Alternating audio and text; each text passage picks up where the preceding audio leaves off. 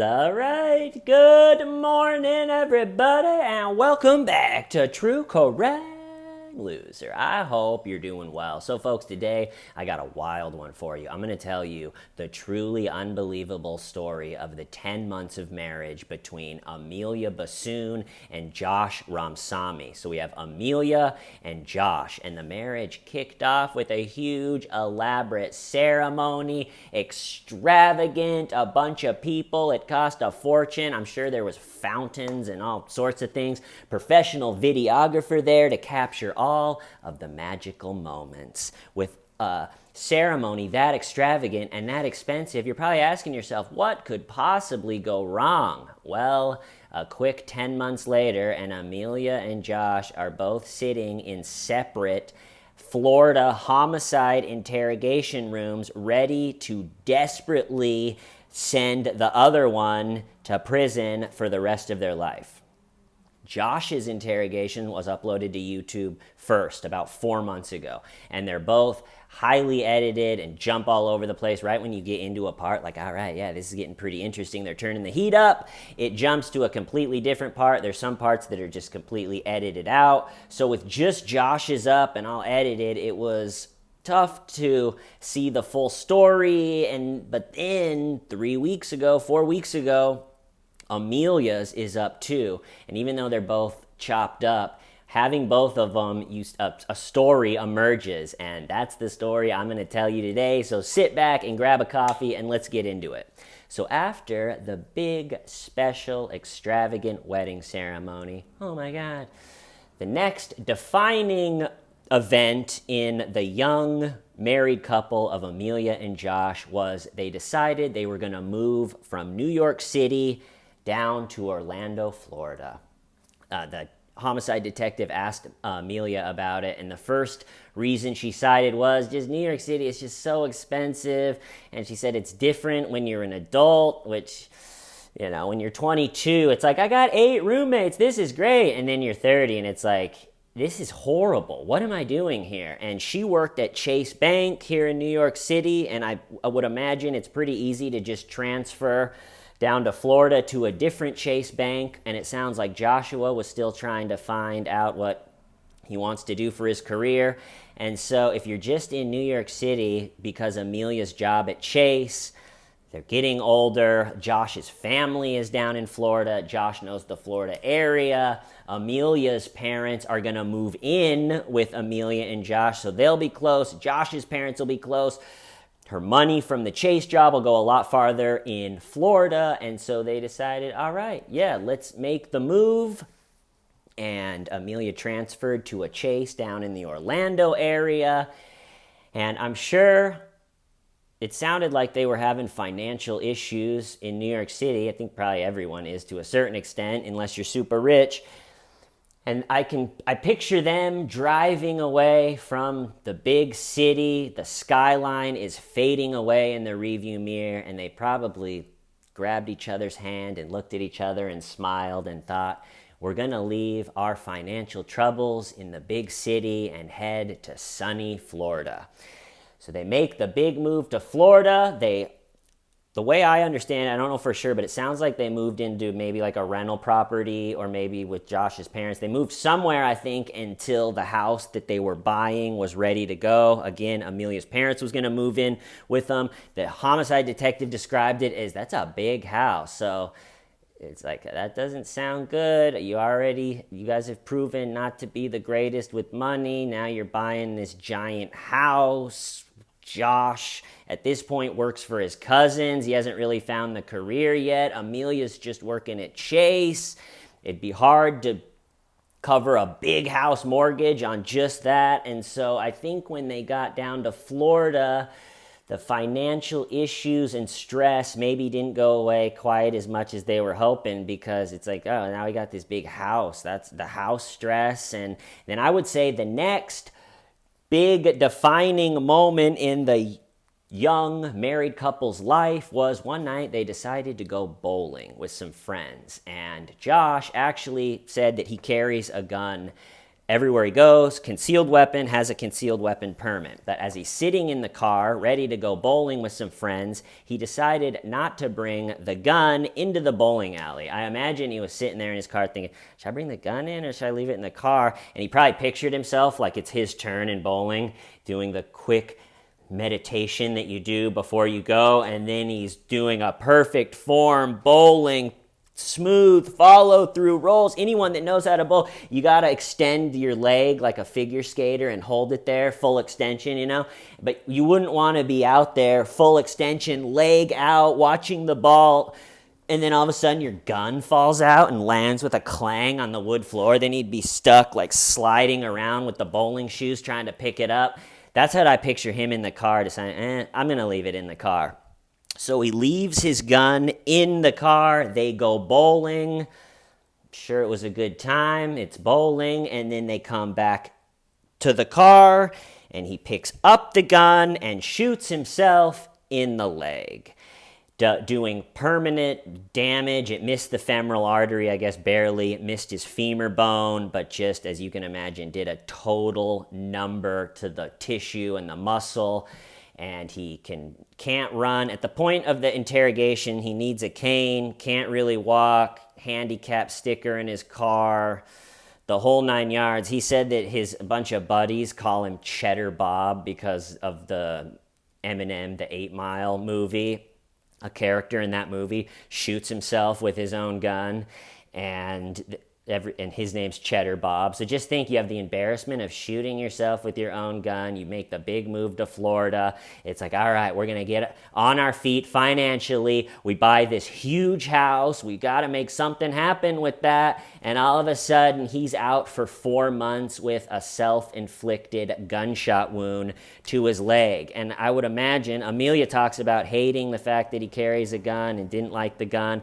So I'd imagine that as she's pulling even more weight while he's recovering from the leg injury, there was probably some resentment. I would say the financial stress went up exponentially because now he's definitely not working. He was working for his cousins. He said they paid him for a little bit of the 5 months that he was out, but not totally, not the whole time, and he doesn't have a job planned when he comes back. And I'm sure the financial stress and resentment really got ugly at times.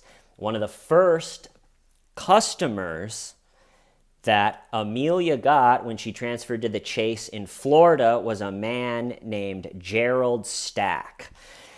And Gerald has had, he's over 65.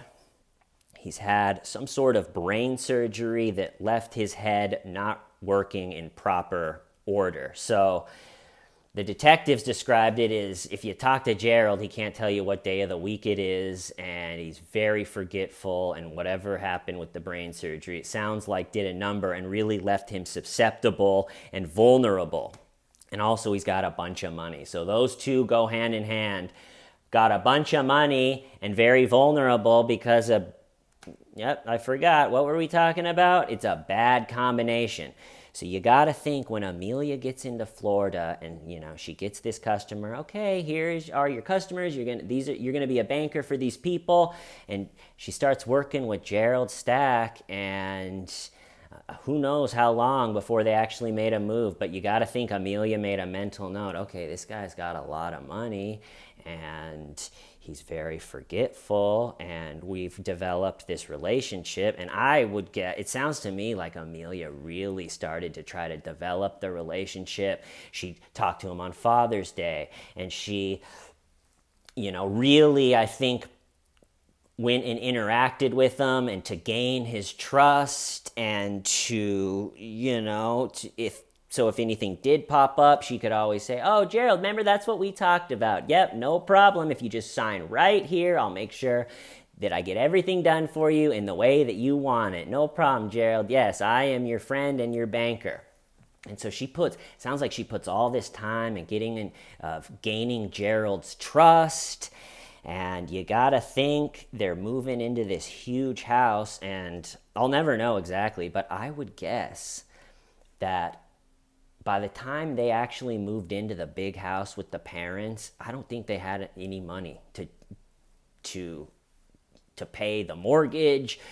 And I think they just were desperate. And I think probably one dim night around the kitchen table, I would say Amelia and Josh had the conversation like, you know what? This Gerald guy, he's lost his mind. He's totally forgetful. What I could do is I could cut a couple checks, 25 grand, maybe on one, 25 grand on the other. We can get $50,000. He'll never know. And even if he does ask me about it, I'll say, Gerald, remember those checks that you wanted? And then for your grants, we'll move them around. That's exactly what you wanted. Just sign here, no problem. Old friend Gerald. I'll just confuse him and he'll forget about it. And I think we'll be good. We'll get back on our feet. You shot yourself after bowling. That was not ideal, but I think I think that this could be an opportunity for us, and he'll never know. How would he ever know? He doesn't know what day of the week it is, let alone what's going on with his account full of money. And it would be really interesting to see how that went from an idea to an actual plan, because, I mean, it's just beyond stupid. But at a certain point, they decided, let's pull the trigger. We can do this. Gerald, he's not going to know. So Amelia cuts 2 checks for 25 grand each. Think about that. It's so stupid to do. If you're going to do it, don't do that much. So she cuts 2 checks for 25 grand each, transfers the 50,000 to her son. They open an account for her 7-year-old son that she had with a different guy. Classic siren, only real sound effects. But she has a 7-year-old son with a different guy, and so they open up an account for him, transfer the 50,000. It's like, how is that going to work? The trail couldn't be clearer back to them. And so they transfer it to the son.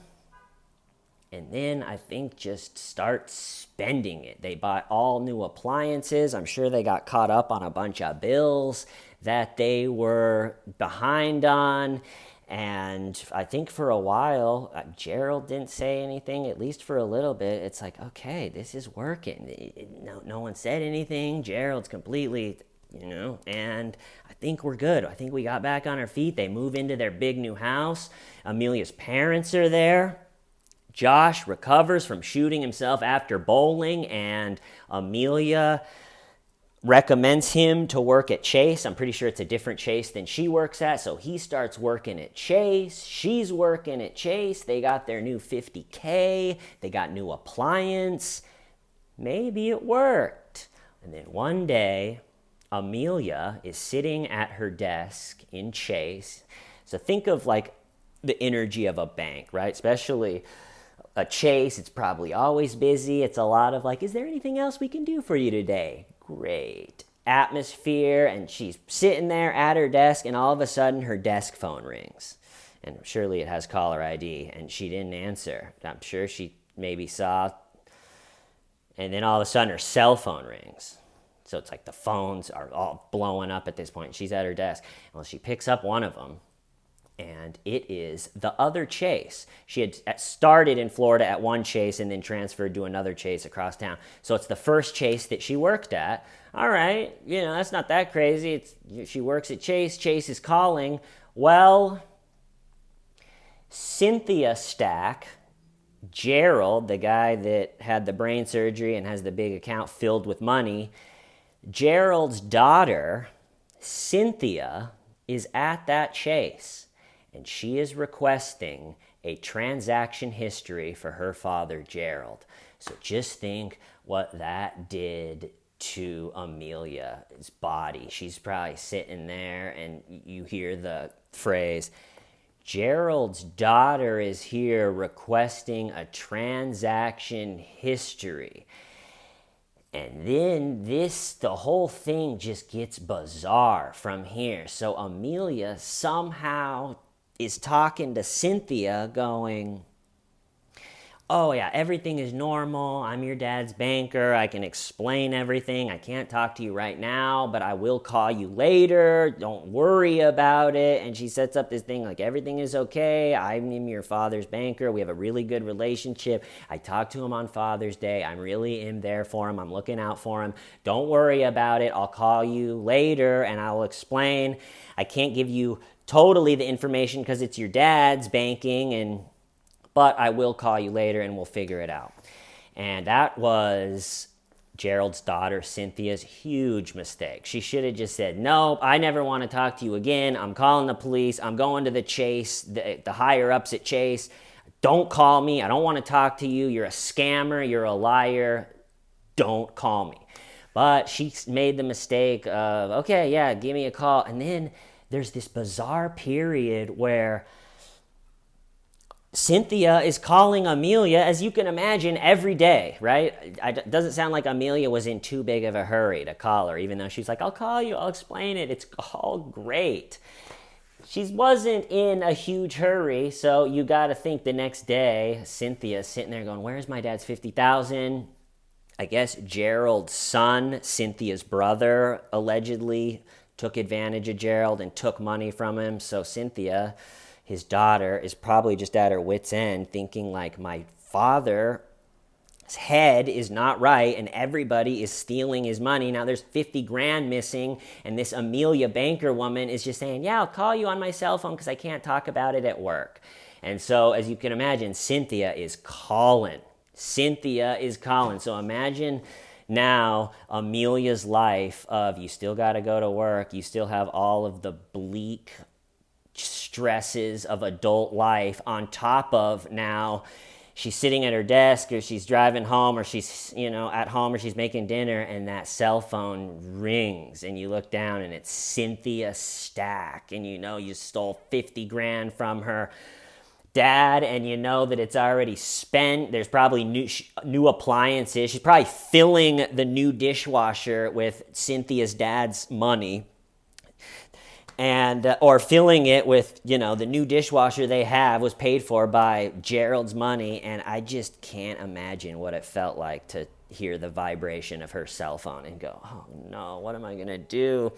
And so Cynthia's calling, as you can imagine. Amelia's not picking it up. Sometimes she has to pick it up and she'll say things like in the interrogation, she said one time, she told Cynthia, she goes, I'll call you back on Friday and I will let you know the severity of the situation and let you know about the charges. And how maddening. You would be like, what are you talking about? What do you mean you're going to call me on Friday with the severity?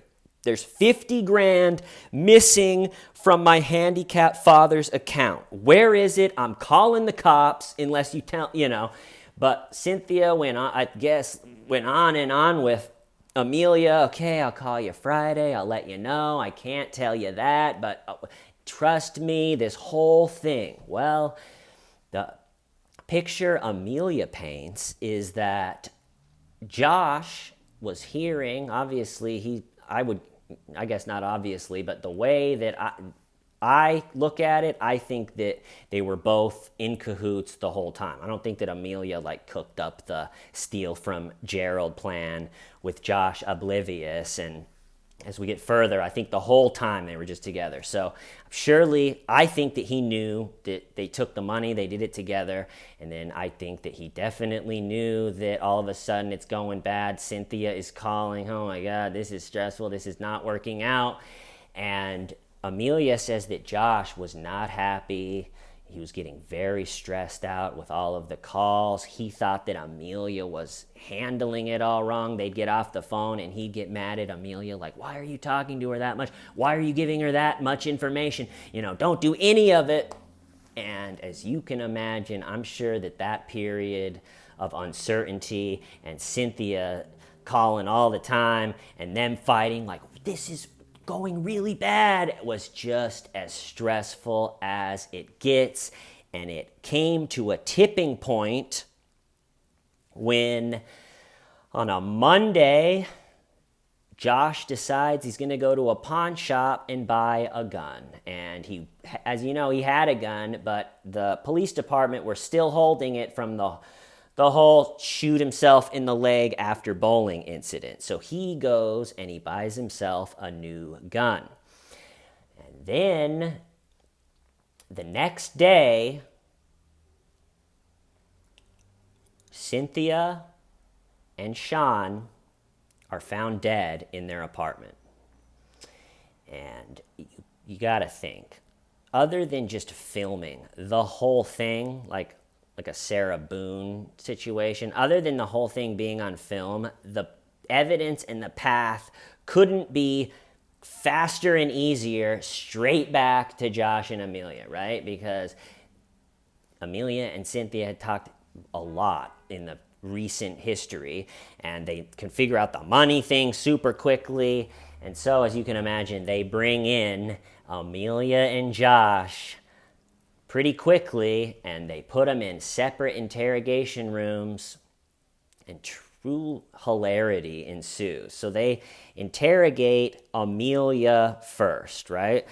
And because in their heads, Josh is the trigger guy. He went and bought this gun, he went over, he killed them. So what they want to do is scare the absolute hell out of Amelia and get her to admit that Josh did it with the whole, are you a suspect or are you a witness? If we found you've been hiding anything, you're done. And so they do a lot of Amelia's interrogation first, and then they do Josh's. I'm pretty sure they were just one room apart, just one little wall separating them. And I guess it was really cold in both the interrogation rooms, so they gave them blankets. So they wrapped themselves both up in these gray blankets, which looks absurd. They look like little interrogation burritos ready to be eaten. And they start talking to Amelia, and it's obvious from both the interrogations that the story that they're going with at first, it's blown up immediately, but the story that they decided, all right, if we do get arrested and they bring us in, this is what we're going with. And that is that Josh comes home with his new gun from the pawn shop. They get into a huge fight about it. They're also fighting about the whole, money issue with Gerald, but they make it, the picture they paint is they had this huge fight. Josh comes home with the gun. Amelia flips out. She's saying, he already shot himself in the leg with his own gun. I was in the back seat of the car when he did it. It was very scary and very horrible. Pretty much tanked us financially. Now my husband can't walk really or run, and everybody calls him Cheddar Bob. It's not ideal. So they paint the picture that they got in this huge fight with the gun, and because of that, Josh needed to leave, go on a really long drive, and blow off steam. So he left and drove just around with his phone off. He said the fight that he had with Amelia was just so bad that, nope, got to turn the phone off. So he turns his phone off and leaves, drives around forever, ends up at a hookah bar at 11 at night, ends up in Daytona at like 3 in the morning. They paint the picture in their relationship anytime they get into a big fight, just to normalize him driving to Daytona on this night. He normalizes it by like, yeah, every time we fight, I go to Daytona type of thing. Like it starts to heat up and he just grabs his coat and hat, like, later, toots, going to Daytona. So he paints the picture that he drives to, after the hookah lounge, to Daytona. Again, phone is off, just needs a break. He's in Daytona.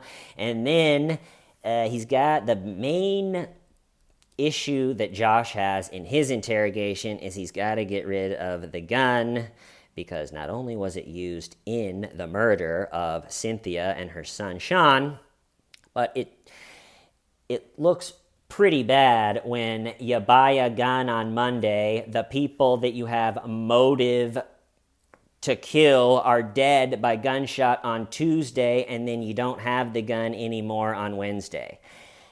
So the way explains that at first is he said, okay, so he went to the hookah bar, and then he ends up in Daytona, and he says at 3 in the morning in Daytona, he had a relapse. He means flashback, but he says, I had a relapse of when I shot myself in the leg with my own gun, and I just didn't want the gun anymore. So he says that he just was pacing around on a bridge at 3 in the morning in Daytona, having a relapse of shooting himself and so he took the gun and just said no and threw it into the water.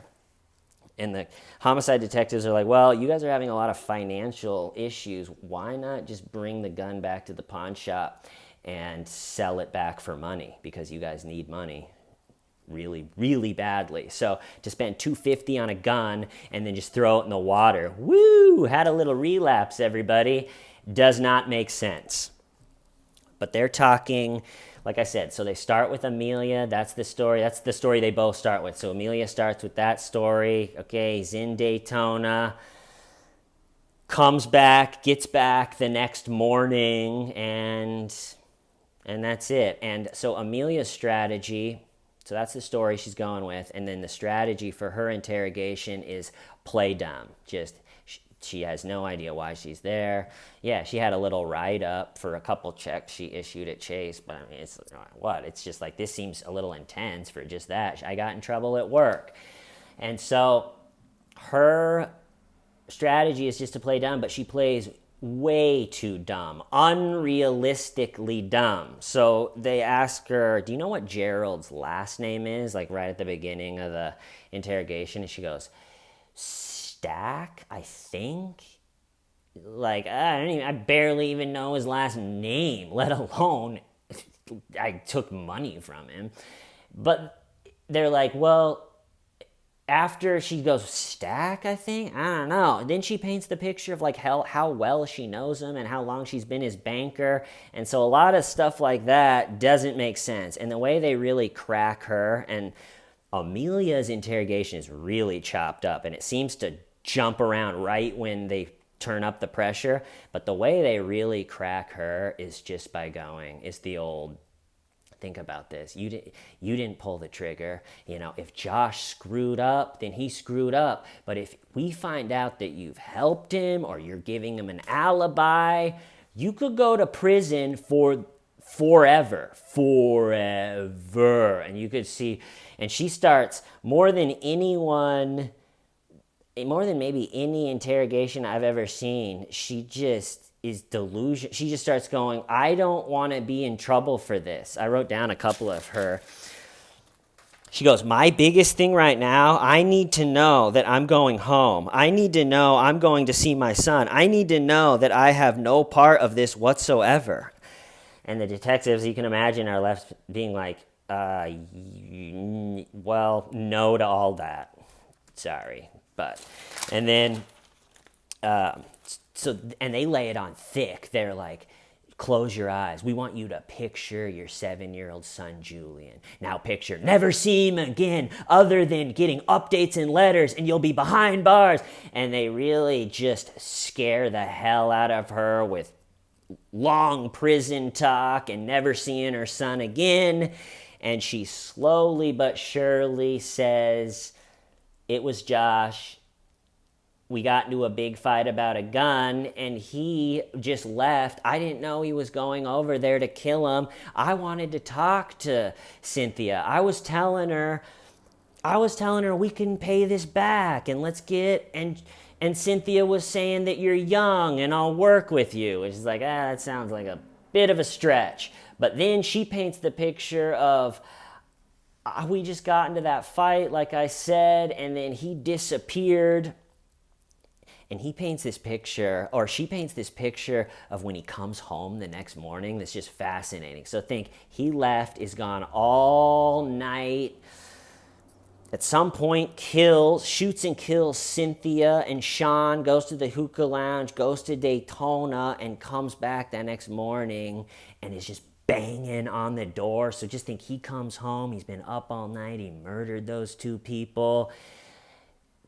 Just this, she said he was shaking, and I mean, talk about a guy at the end of his pathetic rope, limping from when he shot himself. Just really, it's hard to imagine. And so she's like, all right, she switches her whole thing to he just left. I had no idea. I wanted to work with Cynthia. But then Amelia's smart enough to know, like, all right, well, I can't be the one that gave him the address because then, I'm in. So it gets weird as she's trying to paint the picture of all I wanted to do was work out with Cynthia the nice way, and he left, and I had no idea, and he was gone all day and all night and came back, and what was I supposed to do? I had no idea about it. And going with that story is really tough, and she ends up saying things like this. I didn't know Josh was going to do what he was going to do, or he did whatever it is that happened, or if he's the one that did this. I don't know anything about that at all. And they're just like, all right, you did it, didn't you? But so then the first group of detectives really ring her out, scare the hell out of her. Do you want to be a suspect or a witness? And then they leave, and they give her some time to think about it. And then another detective comes in, and he pretends, which is kind of an interesting strategy. He pretends, I'm not really working on this case. I'm working on other cases, but just since I'm in your interrogation room just for a second, let me give you some advice. You got to tell him everything. This is not going to go well for you. He's the one that pulled the trigger. And I think she had some time to think about it. She in her head was like, I just want to go home. I want to go home. I don't want anything to do with this. Which is funny. How often do you hear people in homicide interrogations go, I don't want anything to do with this. I want to go home. Like if they held a survey halfway through homicide interrogations, like, please take a minute to fill out the survey. Where would you like to go? A, home. B, prison for the rest of your life. It would be 100%. She thinks it's this big, like, new thing. Like, you guys, I want to go home right now. I don't want anything to do with this. And so she ends up telling that new detective, you can tell she did not like the way it felt when the other detectives left, and she just had time to think about it. So now she's ready to talk even more, and she basically tells that detective that detective gets her to say, she goes, so he said that he shot them. And she goes, yeah. And he goes, you knew he killed them. And she goes, yeah. And the way that detective cracked her is because she's telling the story of, he left, I had no idea. He comes back the next morning and he says, if you tell anybody, I'm going to kill you and your family. And the detective, rightfully so, goes, well, he's not going to threaten to kill you if you say anything if he didn't tell you that he killed him. So he definitely told you, right? And she goes, yeah. And that kind of sums up Amelia's interrogation. So like I said, they do hers first. Now they got her saying that Josh did it, and they leave her in the cold interrogation room wrapped up in the blanket while they do Josh's. So Amelia is in the same frigid interrogation room for 11 and a half hours. Sorry, Amelia. Okay, so let's go to Josh's interrogation. He is up against a lot. Other than having the whole thing on video, you couldn't paint yourself more as the suspect, leave more of a trail of evidence. I mean, he just dies a miserable death in this interrogation. So again, just like Amelia, he started off by with the story of, we were going through the whole Amelia, and that woman and the money, but I wanted to work with them. We had a huge fight because of the gun. I needed some space. I turned my phone off. I drove and drove and drove. I went to hookah. I threw the gun off, the whole 9 yards. And then that story gets blown up on his end because they go, why did you go to Cynthia's house that day? And he's going, I didn't go to Cynthia's house that day. And they go, yeah, you did. We have. And I don't know exactly what the evidence is, but I would guess it was witnesses and maybe like doorbell cameras. Let me grab a quick drink. So they're going, Josh, you went over there. You went over to Cynthia's house. The people that turned up dead, we can put you at their place. Your phone is off. You buy this gun that you say you had a relapse and threw the gun into the water. None of this makes sense. And I like the detective, like kind of the main one in this one. He'll go, Josh, shit, no, that does not make sense, Josh, that does not make sense.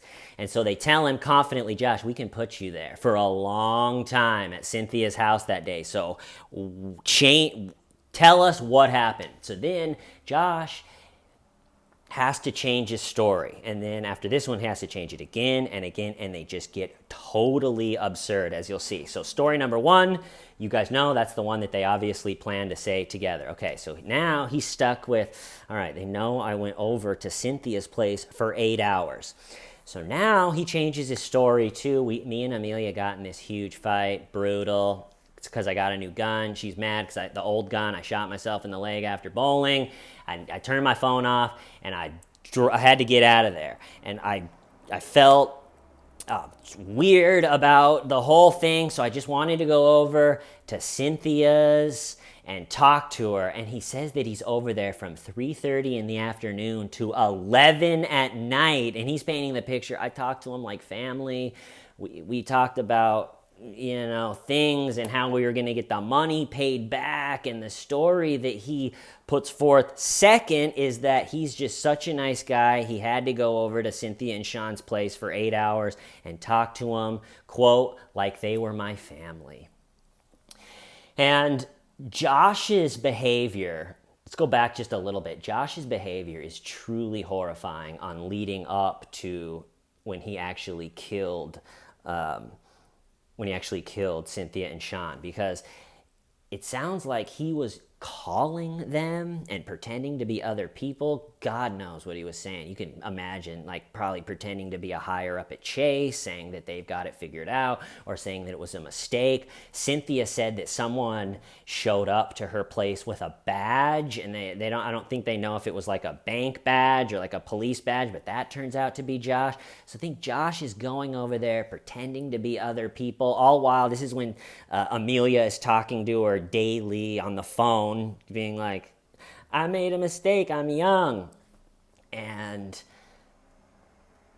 it's just, what a horrifying situation for Cynthia and her son. This guy's coming over. I'm sure he was lying and pretending to be all sorts of stuff. But anyway, on the big day, he goes over there for 8 hours. And he says, I talked to him like family. We're just trying to figure out how to handle this thing. And then after that is when I left and went to the hookah lounge and then went to Daytona. And that story, it just, they go, Josh, that doesn't make sense. Why? Josh, that doesn't make sense. And so then the second story, I guess he wasn't satisfied about the gun, right? That's the main thing. He doesn't want to be he has to describe how he got rid of the gun. So then he switches the story because it's looking real bad for him. And now this is his attempt to get Amelia on the hook with him, which I think she should be. But he goes, and every time he switches the story, they'll be like, Josh, that doesn't make sense. What are you talking about? He'll get real quiet and he'll get real whispery and he'll go, okay, can we just listen? He gets this tone like, all right, I'm going to tell the truth. Can we just clear this all up, clear the air? And they go, yes, all right, what? And then the second or the third story, no, wait, I don't even know where we're at. Okay, is this the third story? So then he paints this picture of, so there's this guy, Jay, and Amelia's known him for a really long time, and I don't even really know him at all, but Amelia paid him $10,000 to take care of the situation, and I still drove to Daytona, and I still threw out the gun, and I went over and I talked to him. But what's hilarious about that is now, okay, so he introduces that Amelia just without him knowing, without him being a part of it, with someone he doesn't know, hired this hit. But the picture that and they're going, what? That does not sound real at all. And he goes, no, it is. If you pull up the Walgreens cameras in the parking lot, you can see us meeting with them. Both our cars parked. We gave them $10,000. And he's telling this story about Jay and Amelia. And you can tell as it's coming out, and even the homicide detectives kind of catch on to it too. What it actually sounds like happened is that because they were just having such money trouble, that this Jay guy that Amelia, and sounds like him knew too, is a drug dealer. And so they contacted Jay, and Josh had like 50 painkillers that he didn't use for the leg injury. So they contacted Jay to sell the painkillers with them, and then to give him $10,000 for Jay to buy a round of drugs and sell it all, and then they'd all split the profits. That's what it sounds like that whole thing is. So he's going, no, we met in the parking lot. You'll be able to see. So he's making it sound like them setting up the drug deal, and here, you sell the rest of my painkillers. We're hurting for money right now. You'll give it back to us. All of a sudden, Josh is throwing Jay and Amelia, and he has this attitude of like, I don't know what him and Amelia said. I don't know what they talked about. I'm an idiot. Amelia did the whole thing on her own. But then to actually tell the story, he's talking about, so Jay came over to our house. I gave him the painkillers. Then we saw them the next day. Then we saw him the next day. So it's like, you do know this guy. It's not like you were just sitting in the corner the whole time being like, I am stupid. I don't know what's going on. So then, slowly but surely, and it's all edited out, so it's hard to figure out exactly how that story's blown up. And then the next story is truly when it just takes a turn into the hilarious absurd. So now, I guess he wasn't happy with the feeling it was going in the interrogation, that he just had a relapse and threw the gun into the water. So this is my favorite story. Now, this rendition is same thing. Bought a gun, went to, brought it home. Him and Amelia got into a huge fight. He had to leave, got to turn the phone off because it's a big fight. But then wanted to go over to Cynthia and Sean's place, talk to them like family, discuss how that they're going to pay the money back, which now saying that part, like I talked to them like family, is just totally nuts because they have already hired a hit on them. He admitted that they had hired that hit on him. So would you hire a hit on someone and then go to their place for 8 hours and talk to them like family, linking yourself to the hit even more? Like the whole thing is so... And so now this story, and this is my favorite part, he said, actually, I didn't throw the gun off. I didn't have a relapse of shooting myself in the leg and throwing my gun off. What actually happened, and this is the story, I'm sorry I lied. I was scared, but what the story is I went over to Cynthia and Sean's, talked to them like they were my family for 8 hours, then came back out in my car, and I was sitting there vaping, and he said, the story he says is he's sitting there in his car outside of Cynthia's apartment having a vape, and all of a sudden he feels a gun barrel touch his head, and it's one of Jay, remember the drug dealer that it's going to sell his painkillers. It's one of Jay's goons, who Josh describes as a 6'5" bald black guy wearing dark clothes and a do-rag. So he said he's just sitting there, innocent, trying to help Cynthia, being a good guy, talking to him like family. He was over there for 8 hours. Now he's just having a break in his car. Gun barrel touches his head. It's a 6'5" black guy that was hired by Jay, and he says that the 6'5" black guy says, "We've been watching you. I know why you're here. Give me your piece." Doesn't that just sound like a terrible written movie line? So he has the gun here, and okay, I didn't throw the gun in the water. I gave it to the 6'5" bald black guy that is hired by Jay. And so that now, and they're like, do you think that your gun was used for this murder? And he's like, that's what I'm assuming. And that is all of the, I guess, is why all of the wild stories of getting rid of it.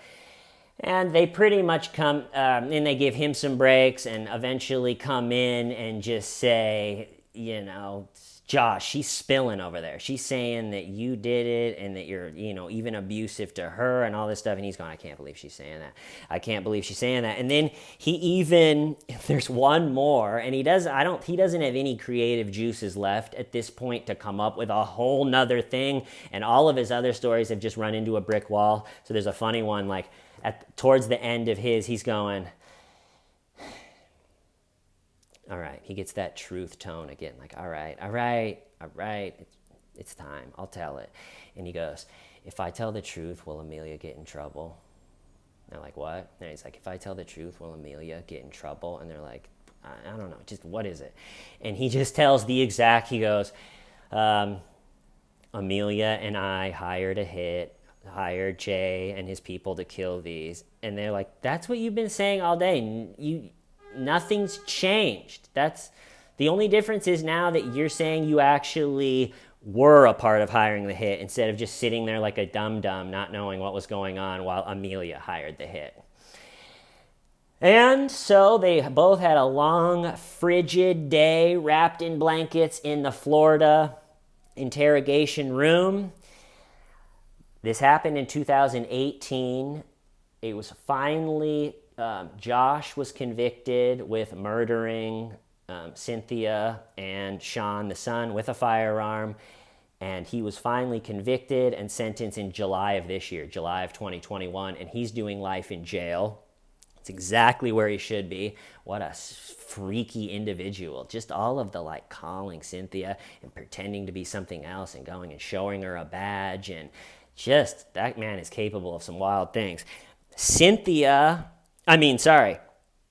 Amelia, and she was already cutting deals during her interrogation. She said at one point, if I talk, will I get in trouble? So you could already tell she was going to cut a deal. She worked with the state. I don't feel great about it, but Amelia got charged. They dropped the murder. She got charged with charges for stealing the $50,000. She's doing 3 years in jail. She gets out in 2024 and then is on 15 years of probation. So that's the story, a wild one. I'm going to cut it off there. I love you all. See you soon. Why? Stiving why? Shamedi.